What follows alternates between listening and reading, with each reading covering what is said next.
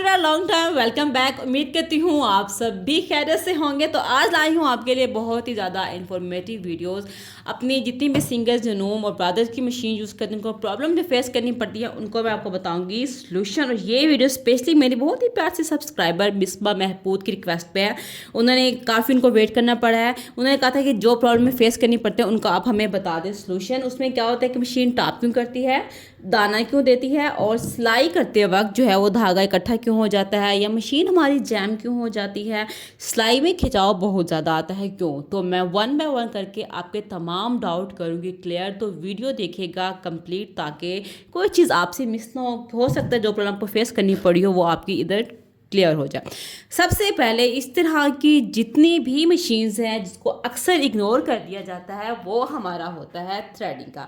जब तक आप अपनी इन मशीन में थ्रेडिंग प्रॉपरली नहीं करेंगे आपको जो कि है मशीन वर्किंग सही नहीं देगी।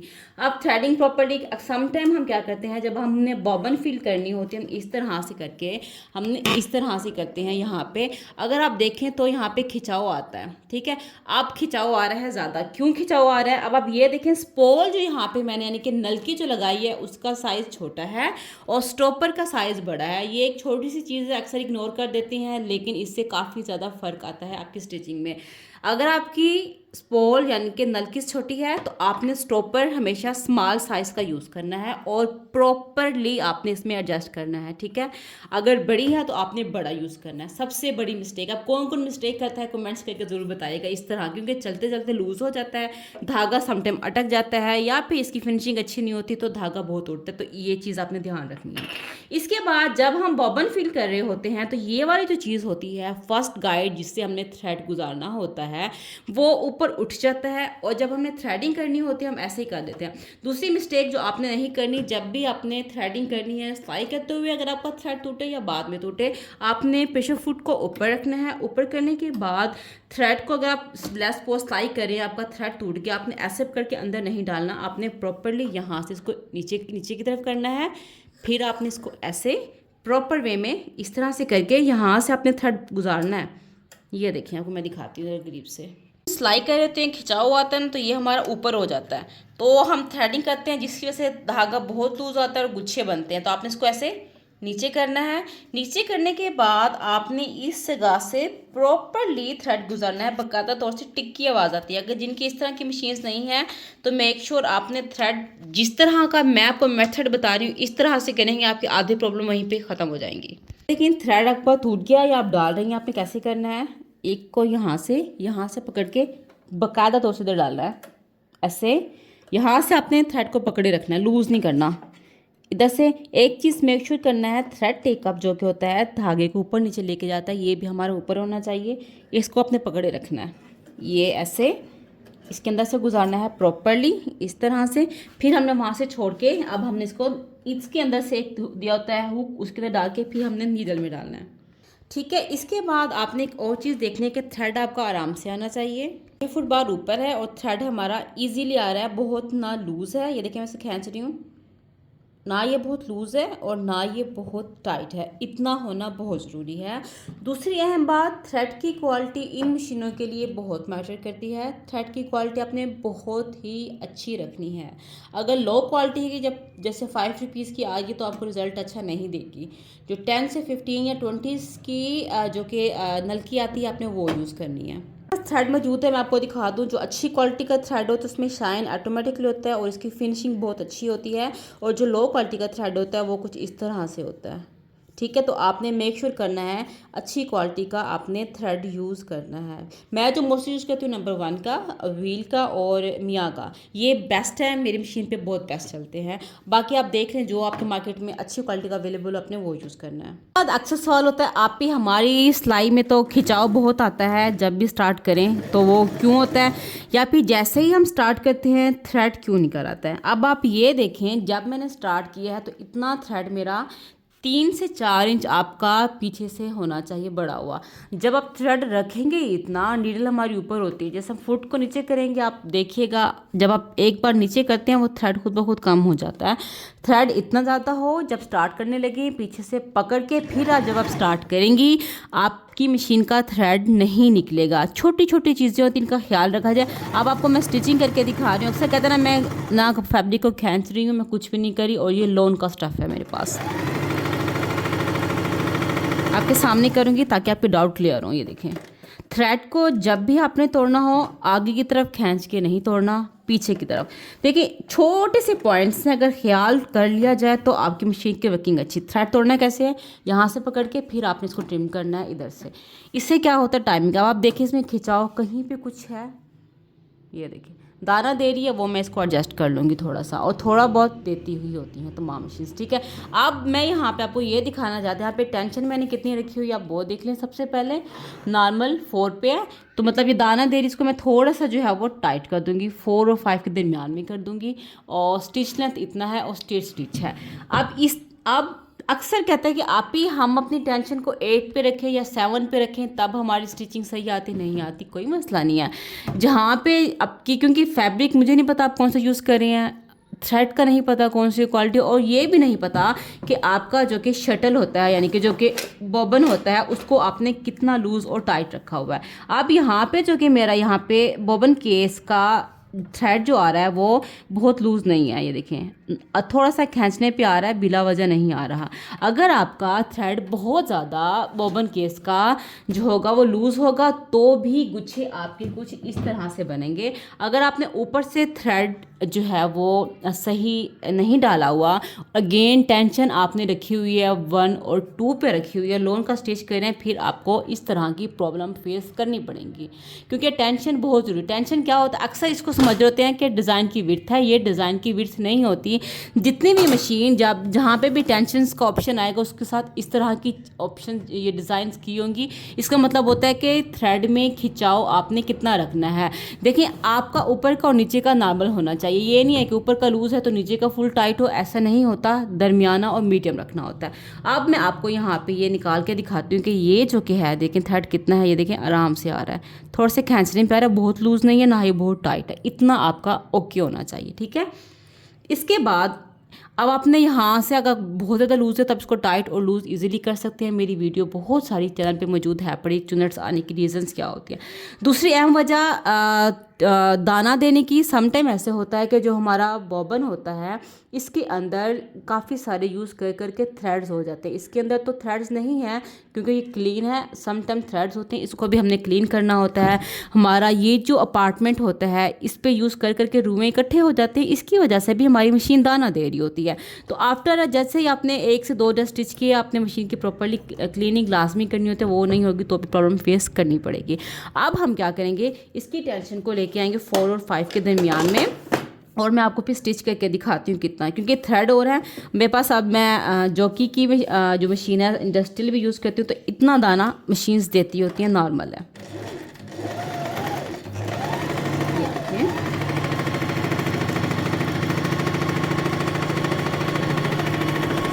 ये देखें, इट्स काइंड ऑफ बेटर। ये देखें, ये ज़्यादा है और ये कम है, दिख रहा होगा आपको, ठीक है ना। तो आपने फिर अपने फैब्रिक के अकॉर्डिंग देख लेना। अब ये लोन थोड़ा सा मोटा है, एक लोन होती है जैसे ब्रांडेड की, वो बहुत सॉफ्ट होती है, तो उसके लिए आपने जस्ट अपनी मशीन की टेंशन को ना छोड़ें, नीडल को चेंज करना होता है। लोन शिफॉन सिल्क का जितना भी आपका फैब्रिक सॉफ्ट होता जाएगा, नीडल्स का नंबर जो होगा वो भी आप कम करती जाएंगी।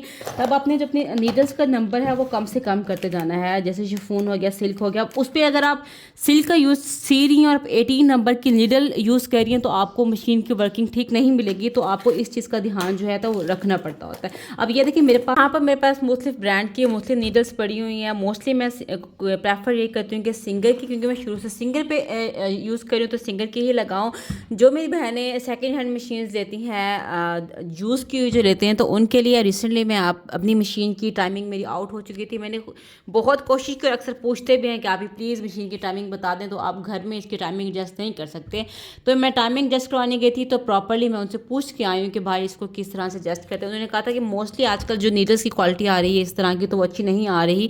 ये बेहतर है, जो दूसरी मशीन्स हैं वो दूसरी भी सेल्स करते, तो वो कहें कि इस तरह की पिजन वुल्फ एक और उन्होंने ब्रांड बताया था, मुझे याद नहीं आ रहा, कि उनकी नीडल्स बहुत अच्छी होती हैं, तो आप वो भी लगा सकती हैं। अब समटाइम ऐसे होते हैं कि नीडल्स आपकी मशीन की टूट गई, आपके पास जो पड़ी होती है, अगर उस मशीन नीडल से आपकी मशीन की वर्किंग अच्छी आ रही है तो आप उसी को ही यूज़ करें। ज़रूरी नहीं है कि आप सिंगर है तो सिंगर ही यूज़ करें। तो ये डाउट था मेरा भी क्लियर हो गया, तो मैंने कहा मैं आपसे भी शेयर कर देती हूँ, क्योंकि मेरी मशीन भी शुरू से मैं सिंगर्स की ही यूज़ करती आ रही, तो वही यूज़ होती है, मैं वही यूज़ करती हूँ। प्रेफर भी यही करूँगी कि जो आप ब्रांड न्यू मशीन्स देती हैं उनके साथ जो मशीन की नीडल्स दी जाती हैं आप वो लें, और जो सेकेंड हैंड काफ़ी सारी मशीन्स आ रही हैं दूसरी, तो आप जो जिस मैकेनिक से लेंगे, जो आपको प्रेफर करेंगे, ये वाली पाकिस्तान में बहुत बेस्ट आ रही है, क्योंकि मेरी नॉर्मल स्विंग मशीन पे भी मैं यही यूज़ करती हूँ। 10 साल से यूज़ करी, तो एक्सपीरियंस बहुत अच्छा है, तो आप ये यूज़ कर सकती हैं। ठीक है जी। अगर आपने बहुत मोटा डेनम यानी कि लाइक जीन्स अगर आप स्टिच कर रहे हैं, तो जीन्स के लिए आपने 18 नंबर की नीडल यूज़ करनी है। आप नीडल चेंज करेंगी, ट्रस्ट मी आपको बहुत ज़्यादा डिफरेंस मिलेगा आपको अपनी मशीन की वर्किंग के बारे में। ठीक है, काफ़ी ऑफिशियल जो है ना नीडल्स वो ये होती हैं, ये बेहतरीन नीडल्स हैं। अगर ये नहीं है तो आप कोई और लगा के देख लें, उनसे काम अच्छा आ रहा है तो वो। दूसरी सबसे अहम गलती जो हम करते हैं, हमारे यहाँ ये कॉन्सेप्ट होता है, नीडल जब तक हमारी टूटेगी नहीं हम चेंज नहीं करते। मेरी अब तक मशीन की वर्किंग अच्छी जा रही है, उसकी वजह यह है कि मैंने 1 से 2 ड्रेस स्टिच कर लिए हैं, तो मैं इसकी जो नीडल है उसको चेंज कर देती हूँ। स्पेशली जब भी मैं कोई फ्री हैंड एम्ब्रॉयडरी कर रही होती हूँ, उसमें क्या होता है, हमारी नीडल समटाइम इधर उधर लग जाती है, जिसकी वजह से उसका जो कि नीडल का जो कि पॉइंट होता है वो इतना शार्प नहीं रहता जितना कि होना चाहिए, तो मैं उसको भी चेंज कर लेती हूँ। तो इस चीज़ का आपने बहुत ज़्यादा ध्यान रखना है।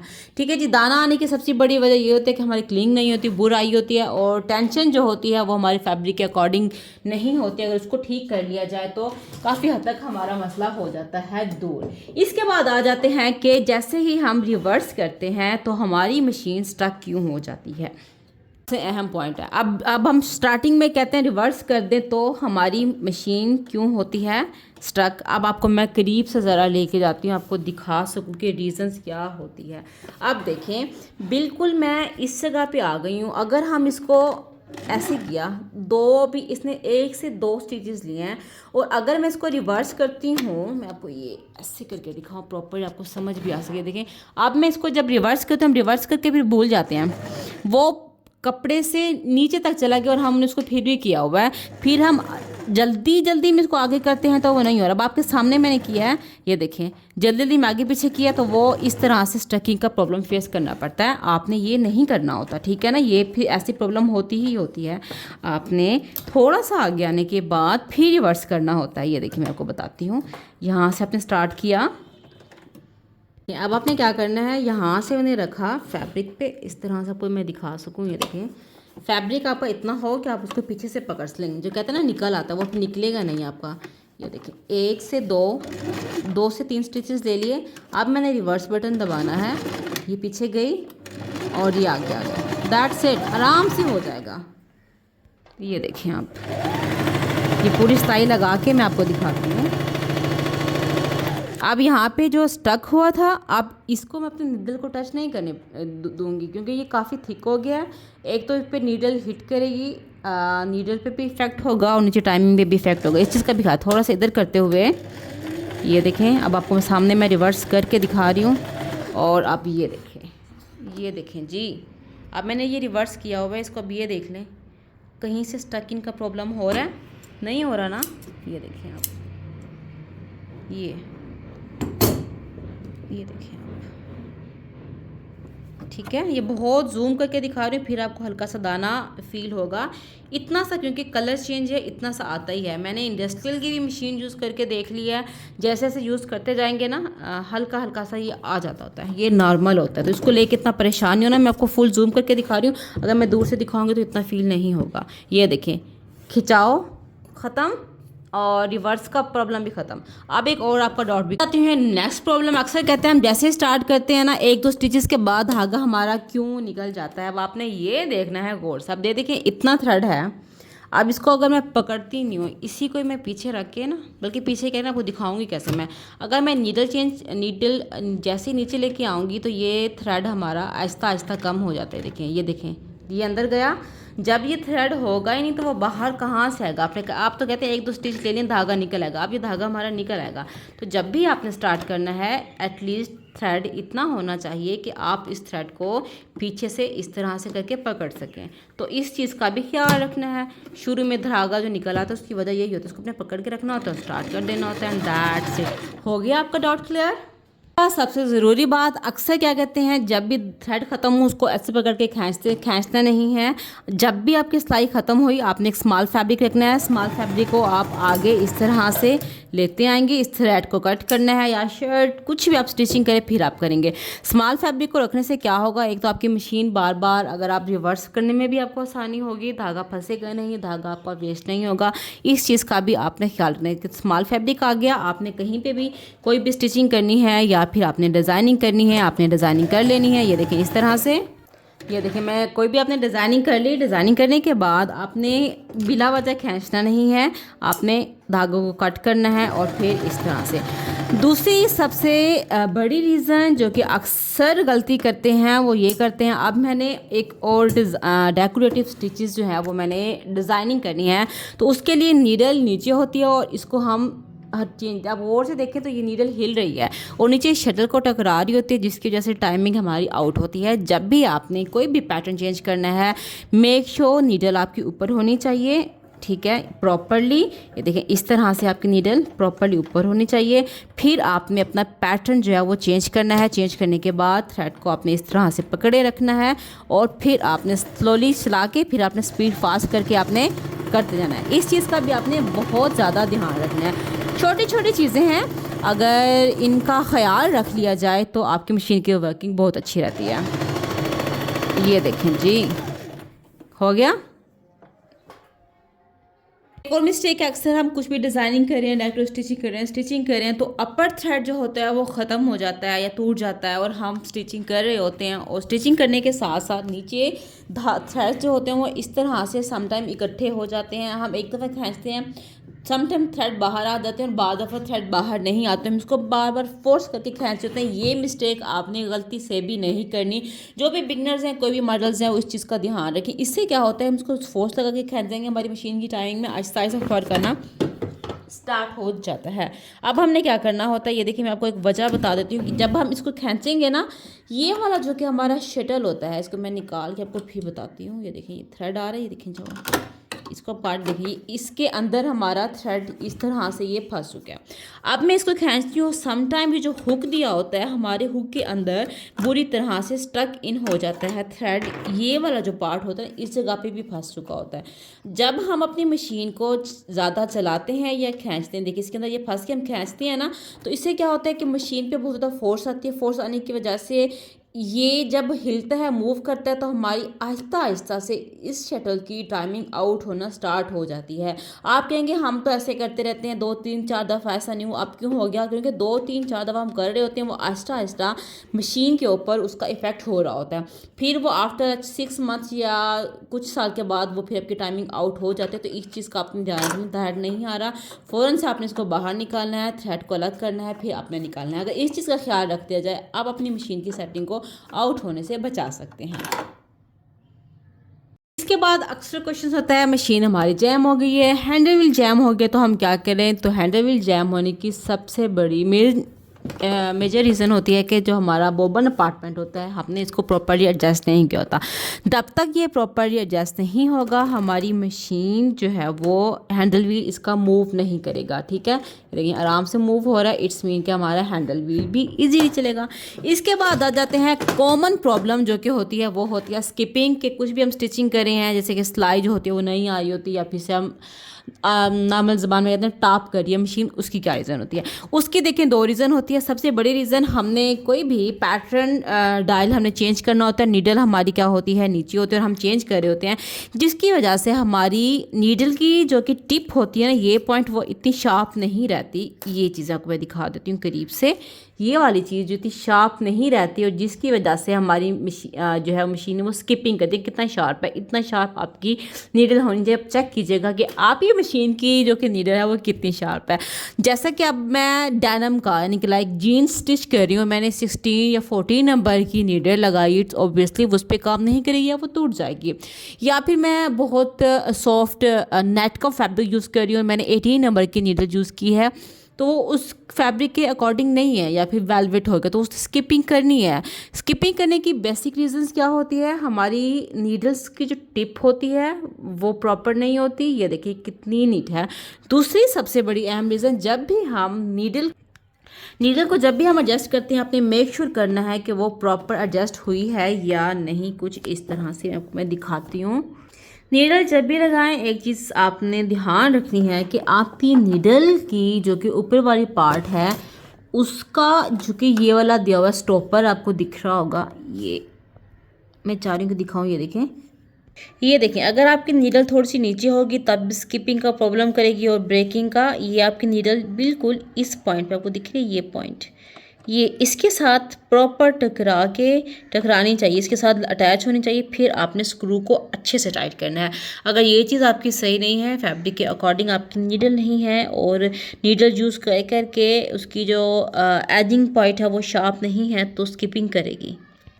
ठीक है जी, ये देखें ये इतनी शार्प आपकी नीडल होनी चाहिए। ये देखें अगर ये आपकी चीज़ सही नहीं होगी तो आपकी मशीन को सही जो है वो स्किपिंग करेगी, वो स्टिचिंग सही नहीं देगी और इसको सही से एडजस्ट करना भी बहुत ही ज़्यादा ज़रूरी है। आई नो वीडियो बहुत लंबी हो गई है बट मैंने कहा डिटेल में बता दूँ, काफ़ी सारे बिगनर्स होते हैं उनका डाउट होता है वो भी क्लियर हो जाए। ये देखें मेरे पास काफ़ी नंबर्स की नीडल्स हैं और मैं सरप्राइज थी, अगर हम नेट का स्टिच करें ना उसको खींचे तो फैब्रिक टूटता है। और जब मैंने उसके ऊपर ये 12 नंबर की नीडल लगाई थी, इतनी कमाल का नेट का ड्रेस स्टिच हुआ था, मैं क्या बताऊं। तो नीडल्स इसलिए होती हैं कि फैब्रिक के अकॉर्डिंग उसको हम एडजस्ट करके अपनी स्टिचिंग को बेहतरीन कर सकें। तो ये थी मेरी डिटेल में वीडियो कि हमारी मशीन टॉप क्यों करती है, वो भी क्लियर हो गया। उसके बाद दाने क्यों देती है, क्लीनिंग ऑयलिंग ना की हो तो अब भी हमारी मशीन प्रॉब्लम करती है। तो आपने प्रॉपरली अपनी मशीन की क्लीनिंग एंड ऑयलिंग लाजमी करनी है, उसकी भी वीडियो डिटेल में है बड़ी। शटल को एडजस्ट नहीं करेंगे तो वो जैमिंग की प्रॉब्लम फेस करनी पड़ेगी। गुच्छे तब भी इकट्ठी करती है। शुरू में आपने कभी भी मशीन को फास्ट नहीं चलाना, आहिस्ता चलाने के बाद फिर फास्ट करेंगे तो आपको प्रॉब्लम फेस नहीं करनी पड़ेगी। यहाँ पर वीडियो अच्छी लगी हो तो लाइक करना मत भूलिएगा, ज़्यादा से ज़्यादा शेयर कीजिएगा और अब आपने बताना है कि कौन सी मिस्टेक है जो आप कर रहे थे वो आपके अब ठीक हो गई है। तो मिलेंगे नेक्स्ट, तब तक के लिए अल्लाह हाफ़िज़।